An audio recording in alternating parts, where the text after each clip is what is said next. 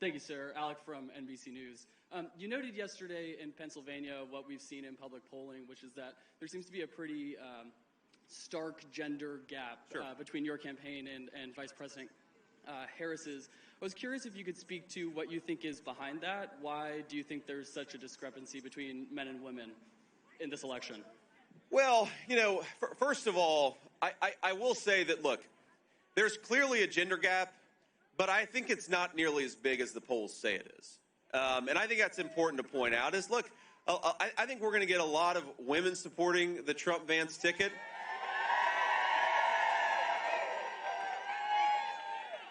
And of course, a lot of men, too, because we're united for common sense. And I think that, one of the arguments that I think we can make better, especially to women voters, it matters to all voters, but I think in particular to women voters, especially moms of small children, is we see that moms care a lot about public safety. They want to be able to take their kid walking in their neighborhood at 9 o'clock at night without the fear that they're going to be mugged or without the fear that an illegal alien who shouldn't be in this country is going to commit some violent assault. We got to get back to public safety.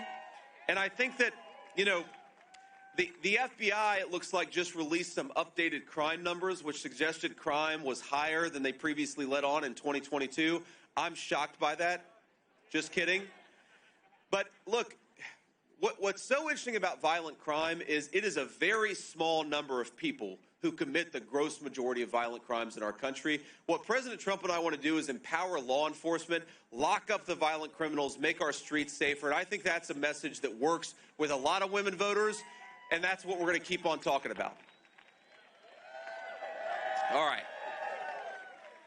So, one more time, the third time I've said it, you're sick of it, swampthevoteusa.com. Swampthevoteusa.com.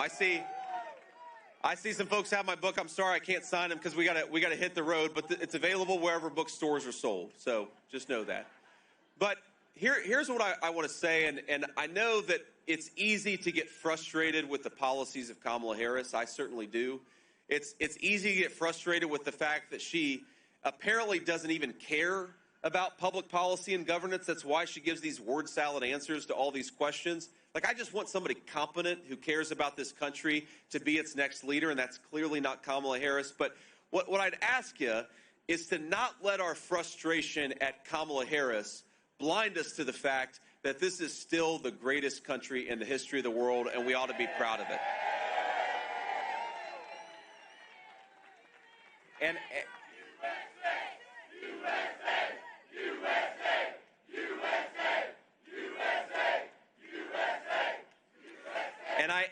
I see my beautiful son over there, and he's I'm sure annoyed that his daddy's embarrassing him right now. But one of the coolest things about running for vice president is that I've gotten to see the country from the perspective of my 7-year-old, my 4-year-old, and my 2-year-old. We go around, we talk to a ton of people. We sort of, we were at a small business earlier today buying some dog treats for our dog in rural Pennsylvania, and now we're here in beautiful North Carolina watching a pink and purple sunset. I mean, this is an incredible country that we have. It's the most beautiful country in the world.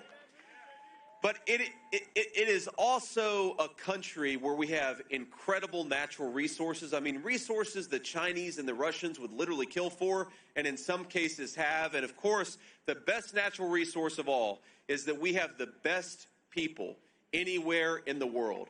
The only thing, my friends, the only thing that is broken about the United States of America is the failed leadership of a generation of politicians like Kamala Harris. So I'd ask you, we've got 19 days to go. Let's spend every single one of those days fixing the broken leadership and giving the American people a president who is fit to lead this great nation. That's Donald J. Trump. Let's work our tail ends off and get it done. God bless you all. Thank you for having me, and we'll see you soon, North Carolina.